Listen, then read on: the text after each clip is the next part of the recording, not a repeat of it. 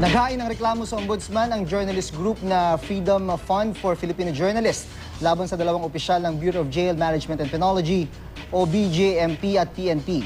Kaugnayan sa pagbabawal sa media na makapag-cover ng pagdinig kaugnay sa Maguindanao Massacre.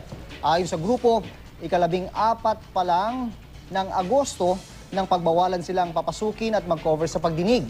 Akala nila pansamantala lang ito pero hanggang ngayon daw ay hindi sila pinapapasok kaya naisipan nilang magsampa ng reklamo. Tingin ng FFFJ, pamamaslang sa press freedom at access to information ang ginagawang pagpigil sa kanila. Nawawalan daw ng silbi ang demokrasya. Ayon naman kay PNP spokesperson na Police Chief Superintendent Wilvin Mayor, kinikilala nila ang papel ng media na magbigay ng impormasyon kaugnay sa pagdinig ng Maguindanao Massacre. Ngunit ang korte pa rin daw ang magdedesisyon kung ano ang dapat ipatupad. Wala pa namang komento dito ang BJMP.